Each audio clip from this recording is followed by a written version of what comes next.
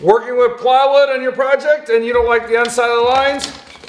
Edge banding is your answer.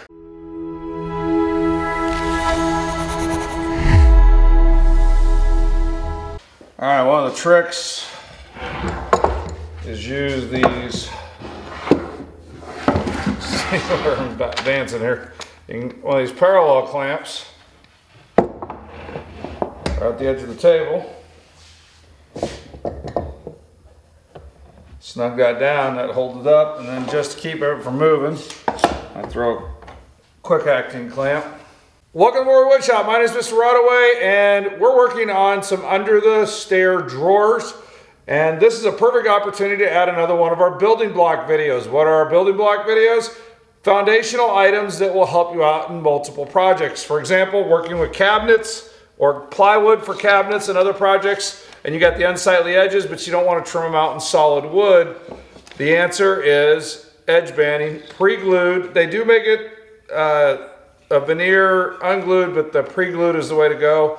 And since I'm working with 3/4 plywood, I've ordered the 7/8 edge banding.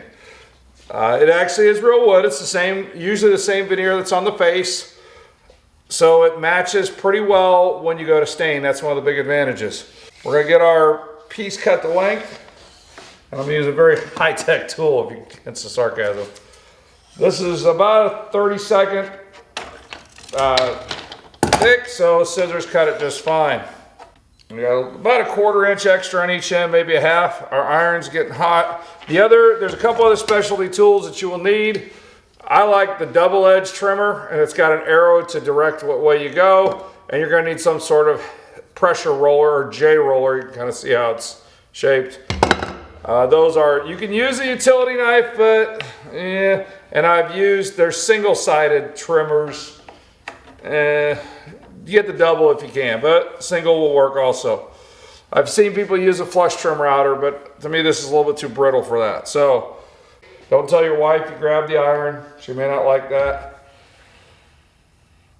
What you want is it warm enough that it doesn't burn you, but yet you go, man, that's warm. There we go, we're gonna go this way. There, I had to find my groove. That's like something just a plate that came out of the microwave. That's a good way to put it. And you want to keep the rest of it warm until you've had a chance to J roll it. Just go look at your local thrift store for an iron. That's perfect. Nice and hot.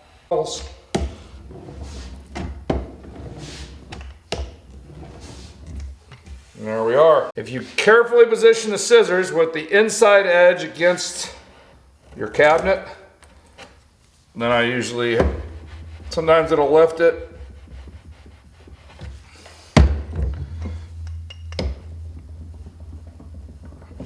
Takes care of that end.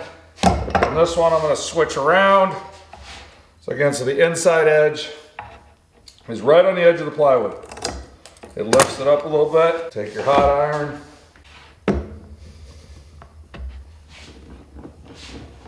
Longer strips, I have had a helper roll it as I'm heating it. Just get the pressure applied, but this 3.5 foot I can do on my own. Now here's the spring-loaded trimmer, and we got an arrow. It does not matter which side as long as you're following the arrow. There we go. There's just a little bit here, so I'm going to take my orbital and just lightly sand the edges. Otherwise, I think as you bring stuff off the shelf, it could catch the lip.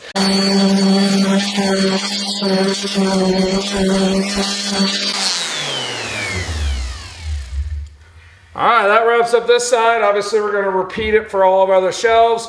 Be sure to check out that video on Under the Stairs drawers and our other workshop videos. We are primarily a high school woodworking program, so hit that subscribe button. Woodworking is our foundation, but I got a hobby in a trailer, so I do a few trailer videos too. And then we are adding a new class called Home Maintenance and Repair this fall. So I'll be watching for field trip videos where we venture out and help with GFCI outlets, changing light fixture to a ceiling fan, maybe hit and miss other home repairs. If we have a chance, we'll go out and help the community and take the cameras along with us. So hit that subscribe button, the bell notification if you haven't done so already. Appreciate you watching. Leave a comment on what your edge banded shelves, because you know how the logarithms work.